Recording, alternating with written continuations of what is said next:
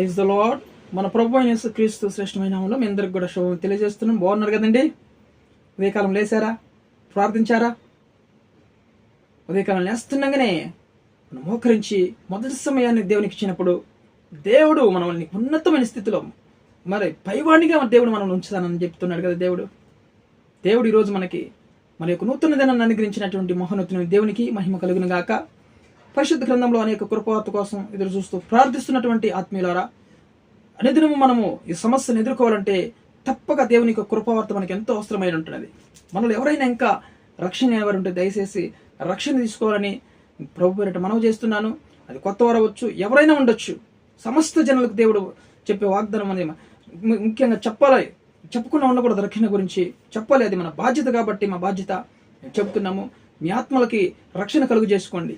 అన్నీ సంపాదించుకుంటాం కానీ ఆత్మకు రక్షణ సంపాదించుకుని ఎంత గొప్పదని తండ్రి.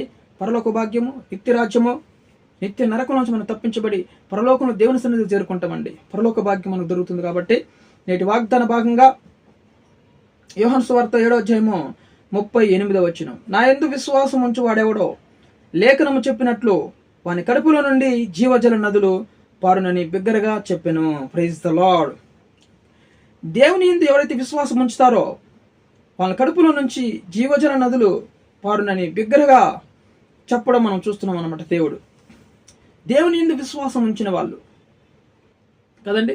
దేవుని యందు విశ్వాసం ఉంచితే జీవజల నదులు అంటే చూడండి, నదులు జీవజలం అనేది ఏంటంటారంటే ఎప్పుడు ఎండిపోయినటువంటి ఆ నదులలో ఉండే నీళ్ళని జీవజల నదులు అంటాం అన్నమాట. వర్షాకాలం వస్తే నీళ్ళు ఉంటాయి, ఎండాకాలం వస్తే ఎండిపోయిన భూమిగా ఇక్కడ వాగులు ఉంటాయి కానీ వాటిలో నీళ్లు ఉండవు. వాటిని జీవజల నదులు అన్నారు. కానీ ఎప్పుడు నిరంతరము నిలిచి ఉండేటువంటి నీటిని, ఆ కాలువల్ని, నదుల్ని జీవజలపు నదులు అన్నాడు దేవుడు. హల్లెలూయా. జీవజలపు నదులు. అవును, దేవుడు యోహాను సువార్త 4వ అధ్యాయంలో ఏమన్నాడు? నేనిచ్చే నీళ్లు తాగినారంటే మీరు ఎప్పుడు కూడా తప్పికొనరో అవి జీవజలపు నదులు అనమాట. జీవజలపు నదులు. అవును, యేసుక్రీస్తు యొక్క మరి ఆయన కడుపులో ఉన్నటువంటిది జీవజల నదులు ఉన్నాయి ఆయనలో. ఆయన బిగ్గరగా పారుతాయని చెబుతున్నాడు దేవుడు. హల్లెలూయా. మీరిచ్చే నీళ్ళు తాగితే మరి మరలా తప్పికొంటారు. నేను ఇచ్చే నీళ్లు తాగారంటే మీరు ఎప్పుడు కూడా తప్పికొనరు అన్నాడు దేవుడు. హల్లెలూయా. అవును, జీవజల నదులు. ఎవరు ఆ జీవజలపు నదులు అంటే మన ప్రభు అయిన యేసుక్రీస్తు ఆ జీవజలపు నది అండి. ఆయనలో నుంచి జీవజల నదులు బిగ్గరగా పారుతూ ఉంటాయి ఎప్పుడు కూడా.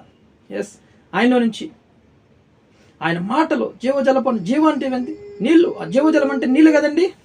నీళ్లు ఎప్పుడు కూడా బిగ్గరగా పారుతూ ఉంటాయి. దేవుని వాక్యం ఆయనలో నుంచి ఎప్పుడు కూడా పారుతూ ఉంటుందండి, బిగ్గరగా పారుతూ ఉంటుంది అన్నమాట. జీవజలపు నదులు ఆయనలో నుంచి.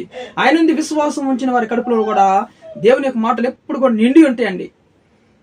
ఎప్పుడు కూడా మన హృదయంలో, మన నోటులో దేవుని మాటలు బిగ్గరగా పారుతూ ఉంటాయి అన్నమాట.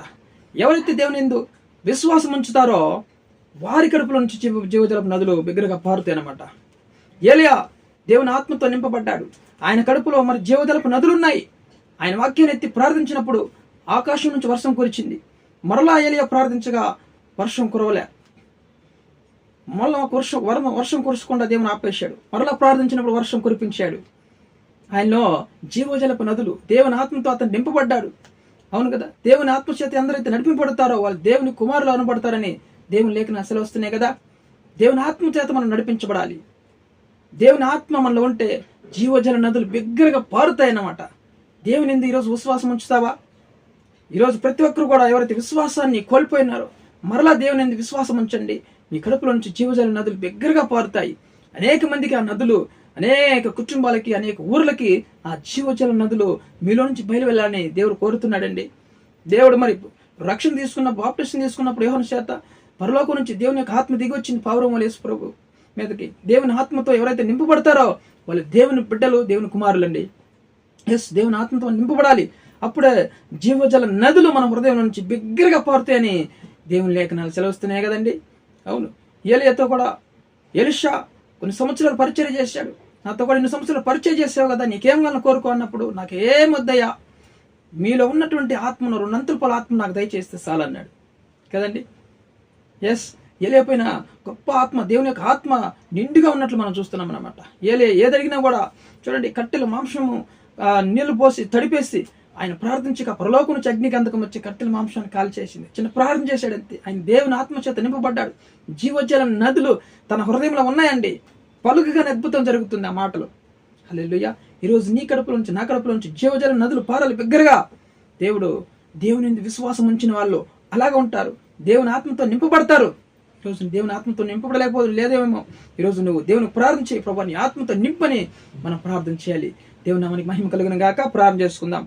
ప్రేమ కలిగిన ప్రియ పరలోకపు తండ్రి, మీ ఘనమైన నామమును బట్టి స్తుతిస్తున్నాం. ఉదయకాల సమయంలో ప్రేమించి నా యందు విశ్వాసం ఉంచువాడెవడో మన కడుపులో నుంచి జీవజల నదులు పారుతాయని బిగ్గరగా సెలవిచ్చిన దేవా మీకు స్తుతులు స్తోత్రం. ఆ కడుపులో నుంచి జీవజల నదులు పారాలి ప్రభా.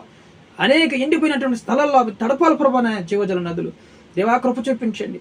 ఎండిపోయిన కుటుంబాల్లో మీ జీవజల నదులనే మాటలు వాళ్ళకి ప్రచురించే వారం ఉండడానికి కృప చూపించమని ప్రార్థిస్తున్నాం. ఉద్యోగం తెచ్చేయండి. మా సంఘంలో వివాహం కాని వారికి వివాహం తెచ్చేయండి. గర్భలేని వారికి గర్భలం తెచ్చేయండి. రోగులందరినీ ముట్టి స్వస్థపరచండి. ఈ సమయంలో ప్రతి విధమైన వాహనాల్లో ప్రయాణం చేస్తున్న అందరినీ కాపాడండి.